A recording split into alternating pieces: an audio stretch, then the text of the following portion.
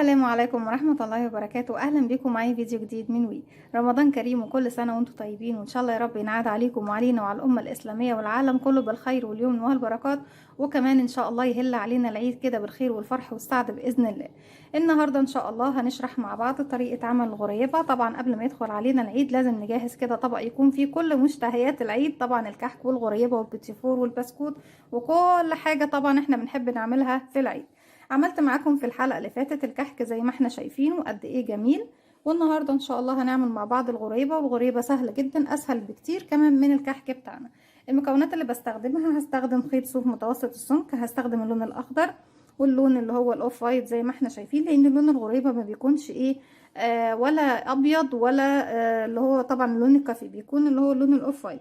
وهنستخدم فايبر، وهستخدم ابرة رقم 3.5 ملم، والماركر بتاعي هو عبارة عن فتلة بلون مختلف، وابرة التنظيف او ابرة خياطة تكون تسمح طبعا بدخول الخيط اللي هو بيكون سميك معي. في البداية هنقول بسم الله الرحمن الرحيم. وطبعا تقدري تستخدمي كل بقايا الخيوط اللي عندك، سواء خيط رفيع او خيط سميك او متوسط السمك، اي نوع خيط انت حابة تستخدميه من بقايا الخيوط هنقدر نستخدمه.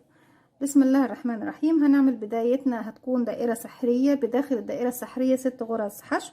هنسيب مسافة من الخيط ونلف الخيط بالشكل دوت. هنعمل حرف الاكس، ما ينفعش تجيب الخيط جنب بعضه، لا لازم تيجي عكس بعض، ونعمل مع بعض كده حرف الاكس، ولف الخيط تاني لخلف ايدي. هلف ايدي الناحية التانية، وزي ما قلت لكم هنستخدم غرزة الحشو في شغلنا النهاردة. عندي هنا حلقتين، هدخل تحت الحلقة الأولى بالإبرة وهكون فوق الحلقة التانية. هسحب الحلقة التانية من تحت الأولى والف ايدي واخرج الخيط من على الأصابع بتاعتي، بس اتأكد طبعا ان طرفين الخيط دول داخلين داخل الدائرة السحرية.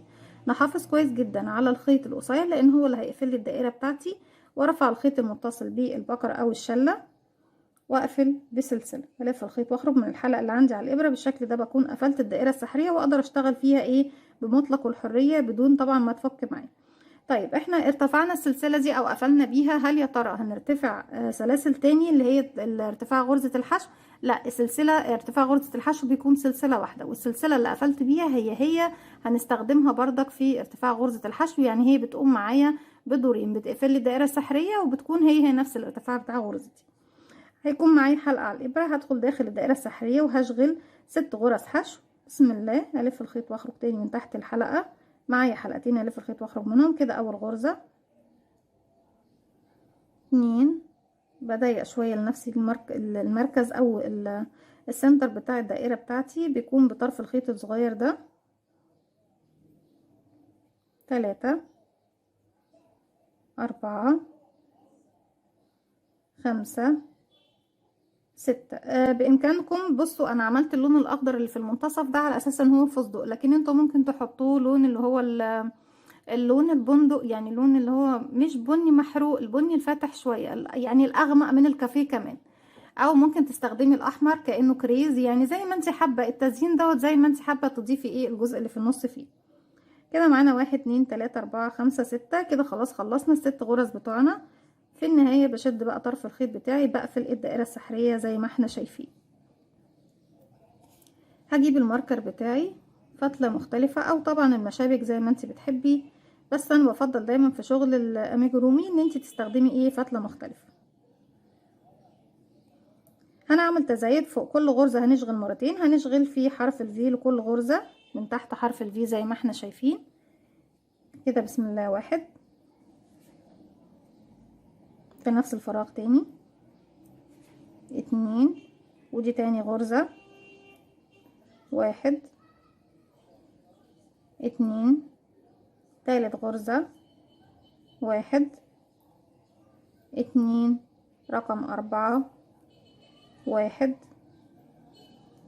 2 ورقم 5 1 2 رقم 6 وهي الأخيرة 1 2.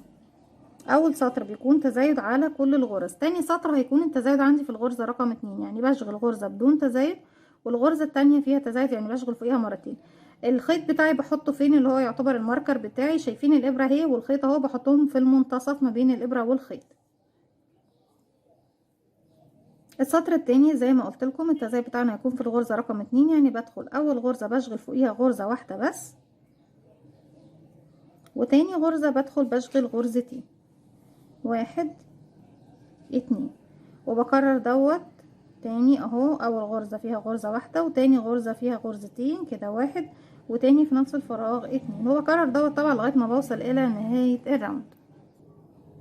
كده خلاص في اخر الراوند فاضلي غرزتين، غرزة فيها غرزة واحدة واخر غرزة فيها غرزتين. بالنسبة طبعا للقاعدة الخاصة بالتزايد في الدائرة، لازم لما تكوني بتعملي التزايد في سطر فيه تزايد يكون اخر غرزة عندك تنتهي بعدد زوجي من الغرز، يعني يكون فيها غرزتين. طيب لو محتاجة حجم الغريبة بتاعتك تكون بالحجم ده، هتوقفي التزايد وتبتدي تعملي تناقص، وهنشوف تناقص بس مش دلوقتي، لما نوصل للحجم اللي انا محتاجاه. انا لسه محتاجة ان انا ازود حجم الغريبة بتاعتي اكتر من كده، هعمل كمان تزايد. طب التزايد السطر اللي جاي هيكون فين؟ تزايد السطر اللي فات كان في الغرزة رقم 2، ببعد غرزة عن الغرزة اللي انا عملت فيها التزايد في السطر ايه اللي قبل. يعني السطر اللي فات دوت اللي هو يعتبر اللي قبل زي ما انا بقول، هو كان التزايد عندي في الغرزة رقم 2، لما نبعد واحدة عن رقم 2 يبقى التزايد عندي فوق هيكون في رقم 3. طيب لو بعمل تزايد تاني في السطر اللي بعدهم هيكون في رقم 4، وتزايد في السطر اللي بعده واللي بعده رقم 5 و6 و7 وهكذا. في كل سطر بتعملي فيه تزايد بتزودي رقم عن الرقم اللي انت كنتي بتعملي فيه التزايد في نفس السطر اللي انت فيه.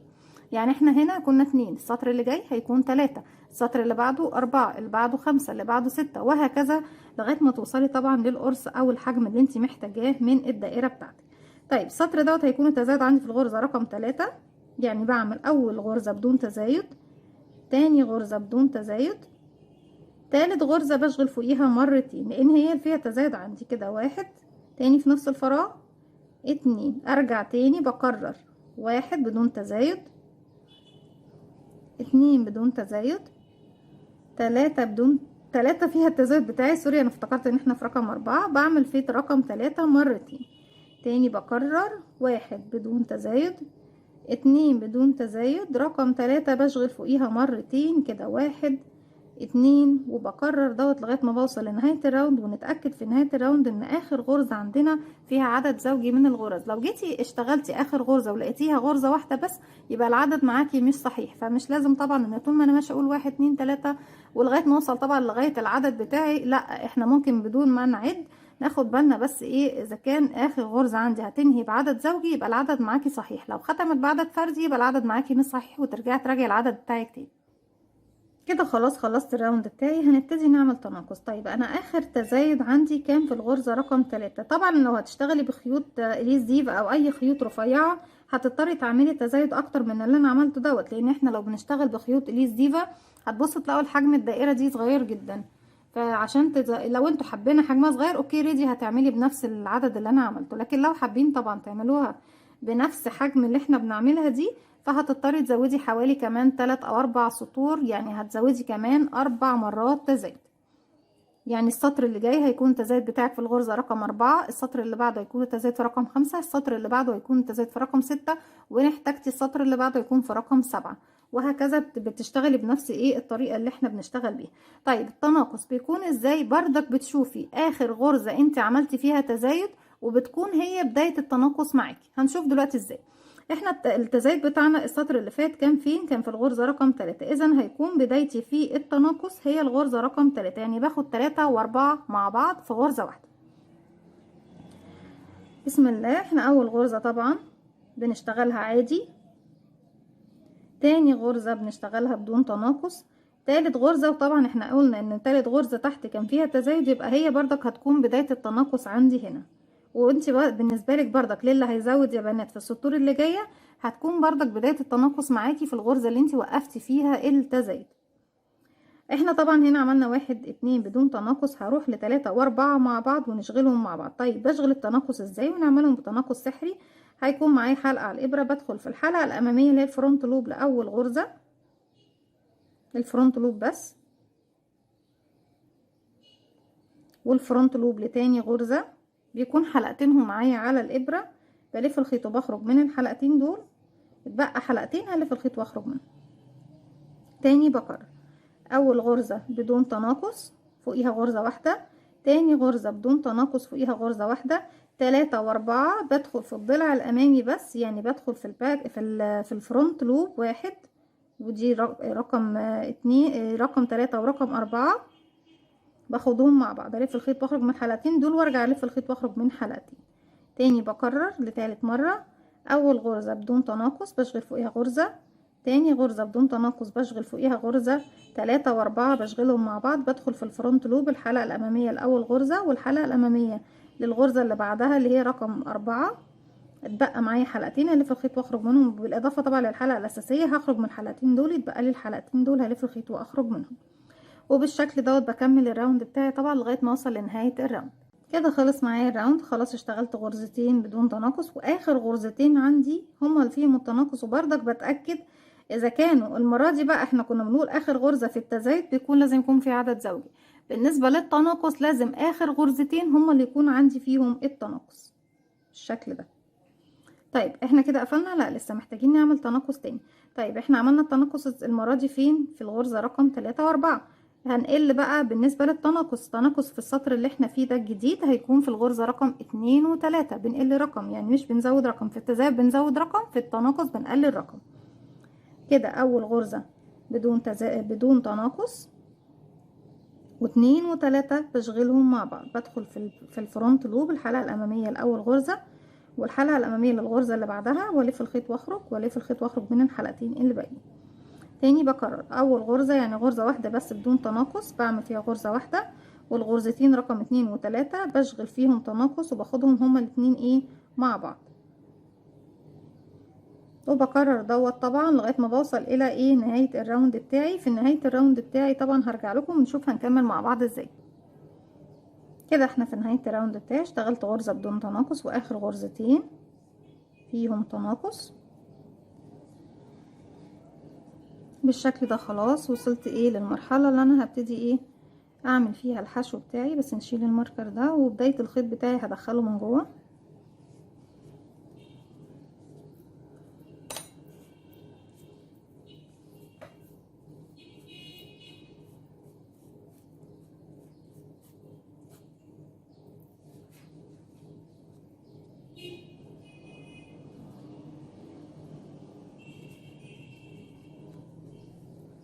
حاول تجيب الفايبر على الجوانب لان احنا ايه هنضغط الجزئية اللي في المنتصف، فمش عايزين ايه الفايبر يكون مليها قوي بالشكل ده. كده خلاص الحجم بتاعي مظبوط. عايزين تكبروا تاني بتكبروا، بتعملوا تزايد تاني اكتر من كده.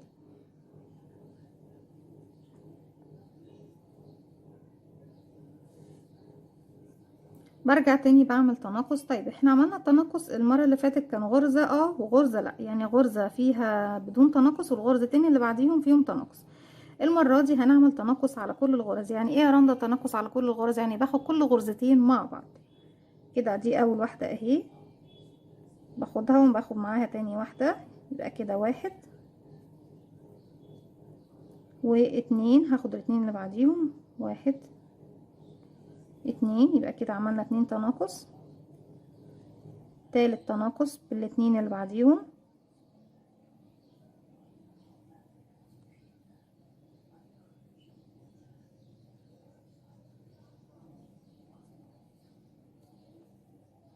رابع تناقص،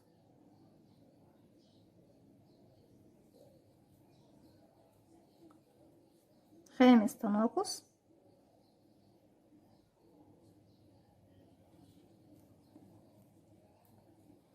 سادس تناقص وهو الاخير عندي. وصلنا تاني يكون عندنا 6 غرز من الحشو زي ما احنا شايفين كده. خلاص انا هكتفي بهذا القدر من التناقص وهشيل كمان الماركر بتاعي. شكرا.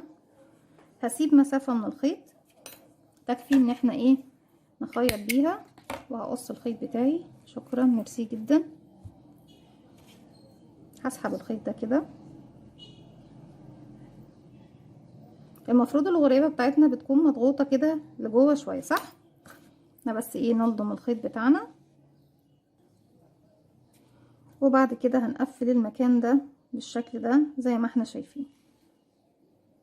نقفل بس ايه المكان اللي احنا ايه اشتغلناه، نقفله خالص كده. خلاص بدخل بقى بصوا في المنتصف كده. انا عايزه اجي هنا في المنتصف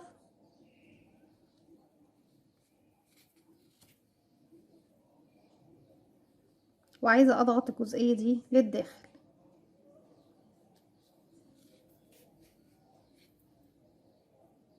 هرجع تاني من هنا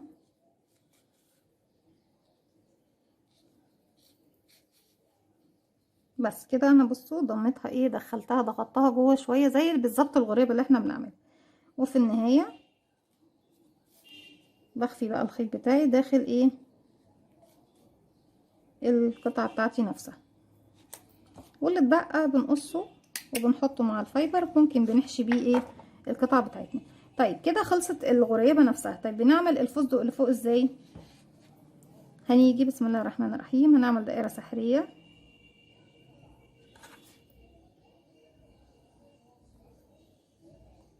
ونقفل بسلسله، وداخل الدائره السحريه بتاعتي دي هنشغل 5 غرزه حشو. بسم الله، 1 2 3 4 5، واقفل بقى الدائرة السحرية بتاعتي. خلاص شكرا. وفي اول غرزة اشتغلناها بروح وبقفل بغرزة منزلقة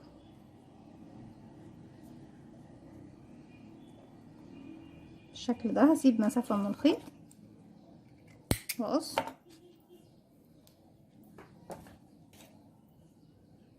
هسحب الخيط بتاعي لفوق وهلضمه في الابرة بتاعة الخياطة. كده لضمنا الخيط، بس طبعا قبل ما نشتغل بالخيط بتاعنا انا عايزة الخيط دوت اللي هو الطرف التاني اللي هو كان بداية الشغل بتاعي هسحبه من الداخل.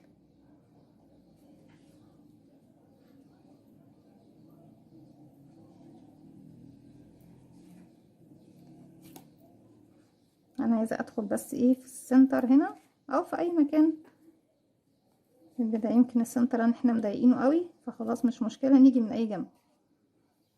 هسحب بس الخيط ايه اللي هو الاخضر ده التاني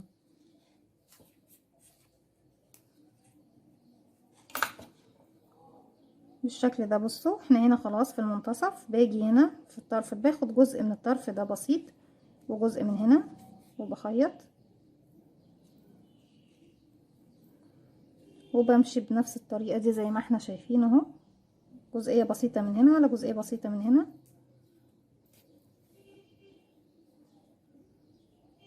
لغاية طبعا ما بلف اللفة بتاعتي كلها، وبثبت ايه الخيط بتاعي زي ما احنا شايفين في كل الجوانب عشان ما فيش حاجة تفك منك تاني. اهو هاجي في المنتصف هنا تاني،